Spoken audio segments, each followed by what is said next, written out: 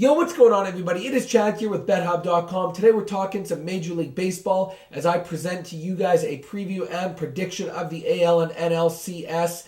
Now, before we do that, let's just take a look at my performance in the first round of the playoffs from a record perspective. I was dead wrong with both of the play and wild card games. However, the series is after I did pretty well in going 3-1 with those records. Now, I did say that it would be Texas and Atlanta advancing and both of them would win, but I did say if I was incorrect, I would ride out that wild card team and their momentum to take down the number one seed. We just saw what happened there in St. Louis. Nothing short of phenomenal. I'm absolutely stunned at the way this team continues to battle. The Cardinals, that is. Last year, same story, just even getting into the playoffs, down 10 games, heading into the final months. We saw them with the two strikes and 2 outs against them in Game 6 against Texas, and then obviously coming back there in Game 7 and winning. Nothing short of phenomenal. Cannot count them out.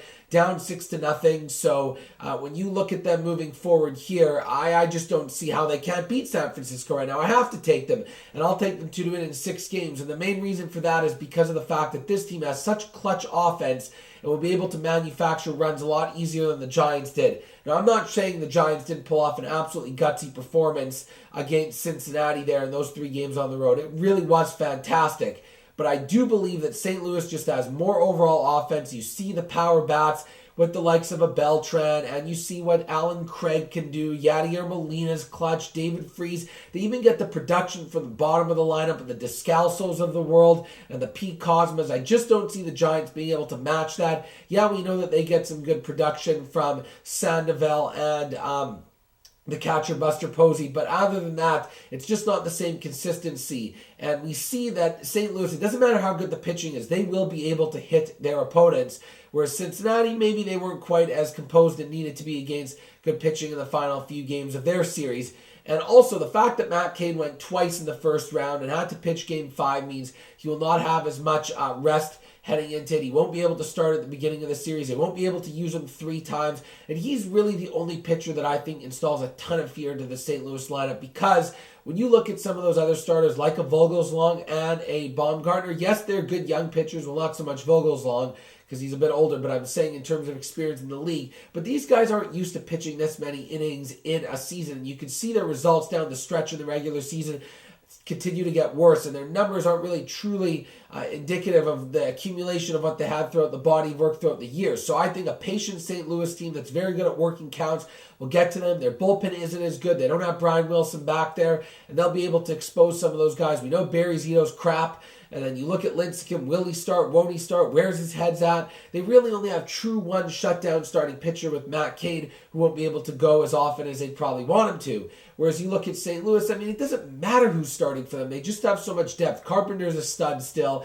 Wainwright had a bad performance tonight, but you know he's capable of bouncing back, so their 1-2 is just as good as anybody. You look at the fine form that Kyle Loesch is in right now. I don't know what's going on with Jaime Garcia. Even if they don't go with him, the likes of a Lance Lynn, who pitched pretty well in the starting role this year, can fill in. Their bullpen has tons of depth. I just think this team has more moxie. They're on a roll. You can't count them out. So I'll take the St. Louis Cardinals to win the National League Series in 6 games and go back to the World Series. Now we'll shift gears to the American League. And I told you guys before the playoffs started that I absolutely love the Tigers to win the World Series. I have a ticket at 6-1 odds, and I'm very happy sitting on that right now. And I do believe that they're the better overall team than this New York Yankee team for a number of reasons. First of all, much like San Francisco, I don't trust the entire starting rotation of the Yankees right now. And CC Sabathia, having had to pitch both games 1 and 5, won't be able to start until Game 4 of the series. So that means they won't get as many starts to ride out of him. And that, I think, really sets up well for Detroit here, because I do like the matchup, especially in Game 1. I think Doug Fister is in much better form right now than Pettit, who's older, can't go as long, doesn't throw as hard. Accuracy's not as good.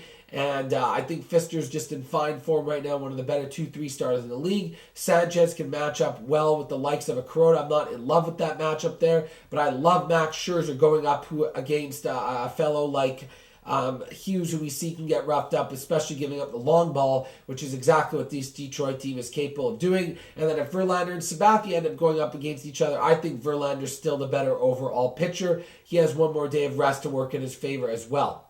So that's why I really do believe Detroit has an edge in the starting pitching. And then from an offensive standpoint, I like them as well. I'll take Miguel Cabrera and Prince Fielder any day over the 3-4 combination that the Yankees are trotting out these days, whether it's going to be Cano and Granderson, Cano and A-Rod, Teixeira, whatever it may be. They're just not getting the consistent offense they're used to. A-Rod's having to be benched right now. Granderson can't hit. Teixeira's not at complete full health with the foot injury he had before.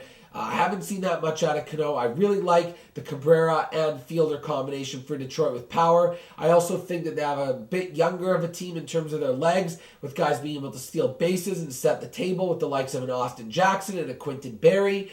I don't know. I just feel like this team's a little bit more clutch right now, and I'll take their overall offense against this Yankee team, which really struggled to put up runs against Baltimore. I mean, this series really could have gone either way. Baltimore had them in that game 3, whereas I think that Detroit, played a better series against Oakland. I mean, they should have won game 4. They blew that one there, and then they produced the runs when they needed to in game 5, and it wasn't the squeaker type of game that you saw with the Yankees. So I will take the Detroit Tigers, like the St. Louis Cardinals, to win this series in 6 games and meet in the World Series. I think based on what you guys think here with my predictions with the Tigers, obviously I'm leaning that way, but you never know the way things shake down. I could have a change of heart, and you'll have to check back in with me for my World Series pick. So let's take the Cards and the Tigers, 6 games each, meeting in the World Series. This baseball's been phenomenal. Every single game's been intense. You don't know who's going to win. It goes back and forth. It's high drama. It's theater. It's entertainment. It's everything you want from a sporting event. And if you can't get into this now, don't watch sports. Go watch some reality TV shows. Go watch some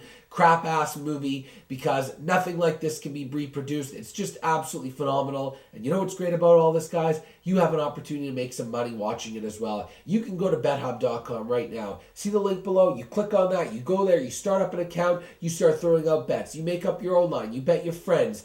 You set lines, you challenge people, you trash talk them. It's a great interactive website to get involved. You can bet as little as just a few bucks if you want to just get your feet wet, or if you're a big time player, you can bet hundreds of thousands of dollars if you want. So make sure to check out the website, sign up for your account today, and don't forget to say that I sent you there. We'll also hook you guys up with a free extra bonus deposit here of $10 in your account if you do it right away. Enjoy the AL and NLCS. It's going to be fantastic baseball.